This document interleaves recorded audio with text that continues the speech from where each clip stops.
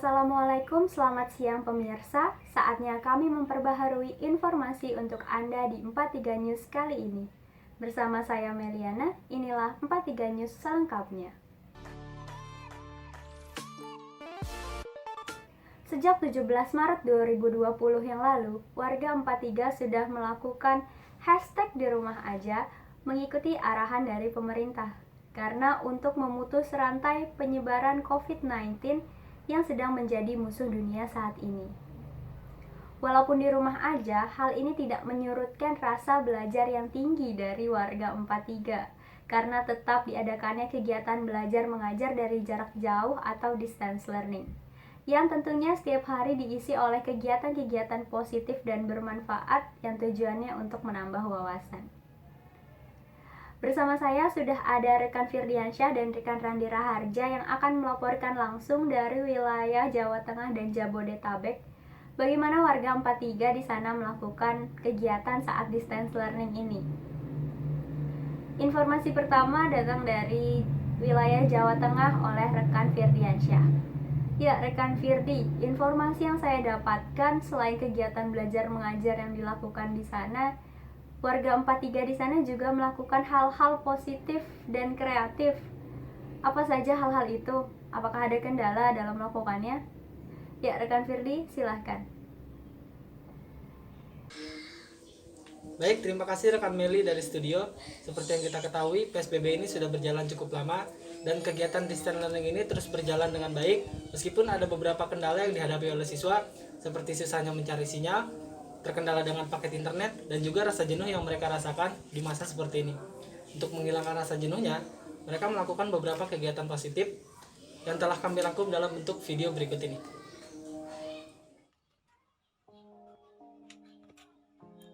Bangun mas, tugas. Jam berapa?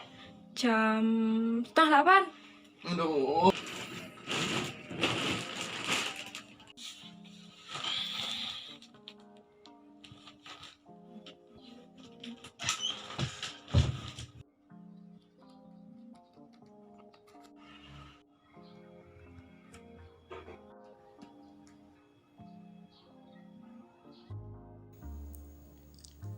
Di masa distance learning ini, instruktur memberikan tugas menggunakan beberapa media, diantaranya melalui Google Classroom dan juga Global Training Learning Space atau GTLS, seperti yang sedang dilakukan oleh Syahrul dan juga Rizky.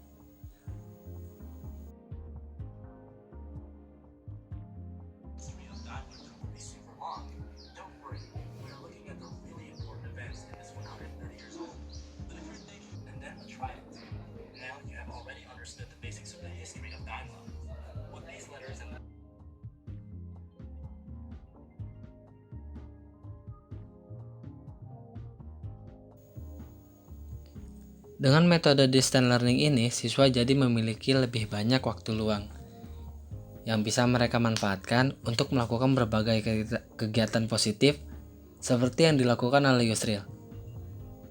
Ia berolahraga untuk merilekskan badannya karena kurangnya melakukan kegiatan yang dinamis.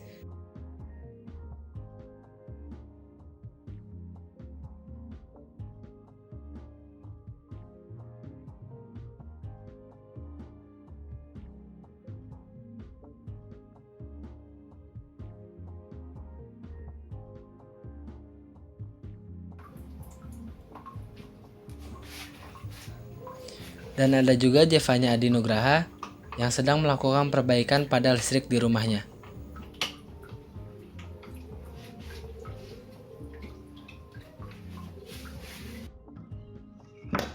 Meeting tuh nggak usah mandi, yang penting wajah on kamera, benar ya? Selanjutnya ada Rahmat Adi Wijaya. Udah rapi, tinggal meeting deh.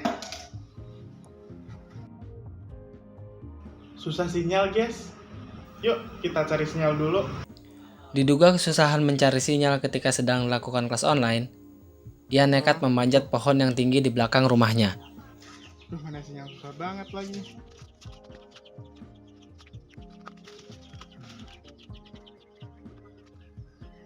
Udah bisa nih.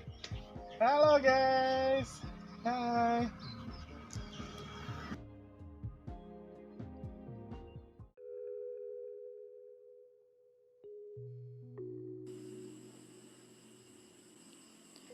Ih, bosan banget.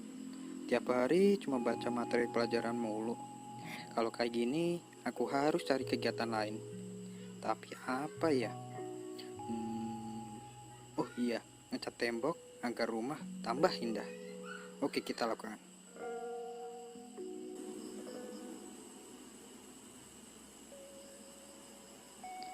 Nah, kalau kayak gini kan ada kegiatan lain. Jadi nggak bosen deh.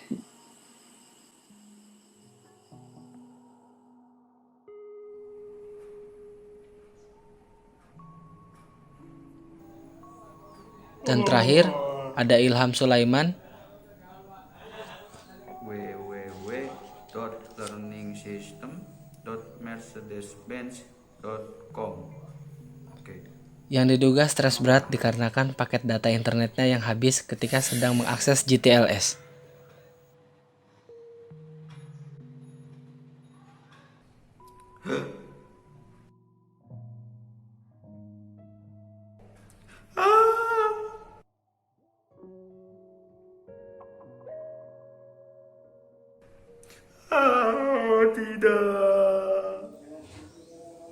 Sekian informasi yang saya dapatkan dari Tegal, Jawa Tengah. Firdi melaporkan.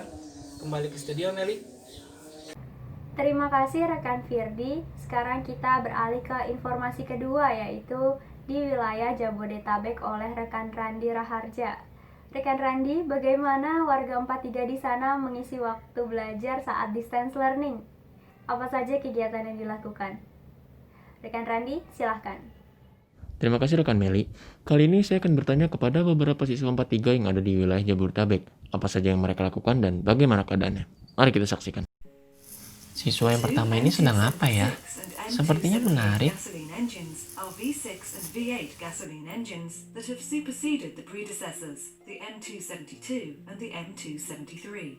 The M276 was originally introduced as a naturally aspirated engine and supplemented in 2013 by a turbo version. Please click on the engines to view their data.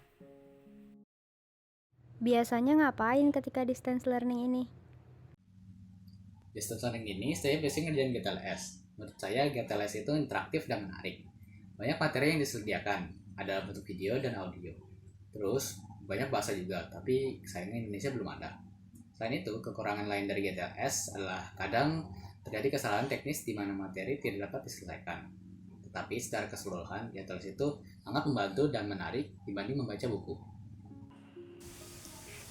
Kalau siswa yang kedua ini, kelihatannya dia sedang praktek menggunakan mobil.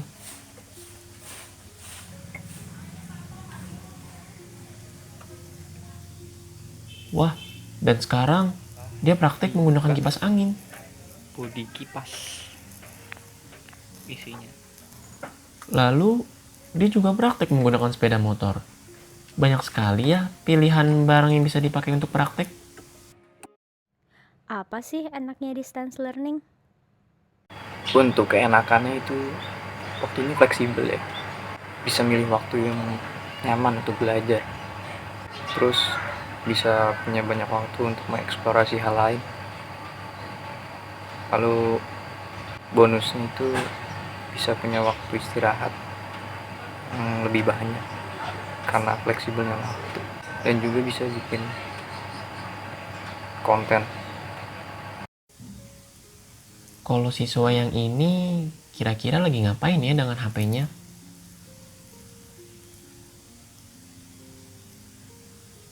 Wah, ternyata dia sedang melakukan panggilan. Belajar melalui video conference itu gimana sih? Belajar secara video conference itu hal yang menarik untuk saya, sekaligus pengalaman baru. Belajar secara video conference itu membuat saya belajar lebih mandiri.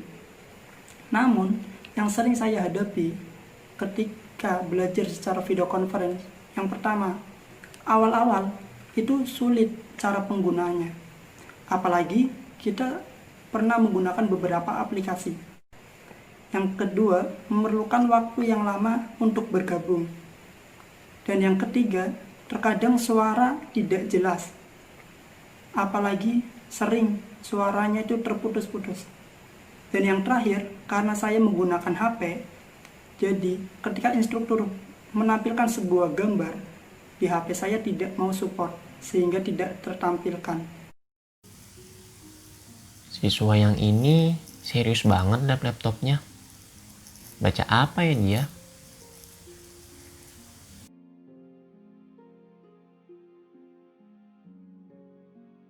Apa sih kendalanya ketika distance learning ini? Kendala yang saya alami tentu saja saat memahami isi ya. Ya memang bisa aja saya diskusi sama teman-teman via online, tapi rasanya tetap berbeda ketika diskusi secara face to face sama teman-teman secara langsung. Wow, motor klasik siapa nih? Mau diapain ya kira-kira? Biasanya ngapain ketika distance learning ini? Salah satu tugas distance learning adalah melakukan maintenance dan service pada benda-benda di sekitar kita. Saya pakai media motor saya Astrea Grand. Untuk pergantian oli, Astrea Grand memiliki kapasitas 0,8 liter. Service yang pertama, saya lakukan perbaikan speedometer saya yang mati. Saya coba runut dari gigi nanas di bagian tromol, ternyata sudah tidak layak pakai. Kemudian kabel speedometer tidak ada seling sebagai putaran dari gigi nanas. Yang kedua, perbaikan handbrake yang tidak kembali otomatis. Tidak terdapat spring pengembali pada tuas pengait di jalur handbrake. Kali ini ada CPU dan beberapa tool. Banyak banget ya apa yang bisa dilakukan oleh para siswa di rumah.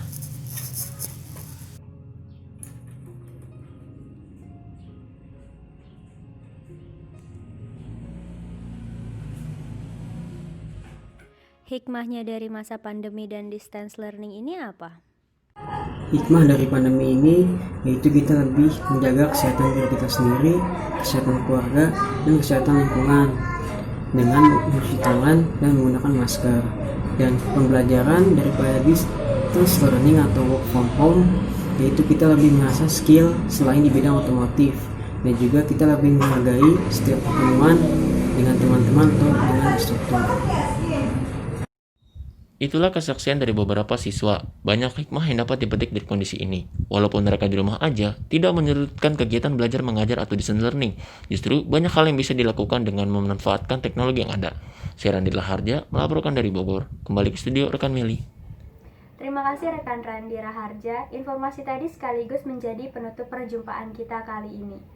Saya dan kru lainnya yang bertugas pamit undur diri dan mengucapkan terima kasih. Jangan lupa jaga kesehatan dan isilah waktu luang dengan hal-hal positif dan bermanfaat. Salam Das Beste.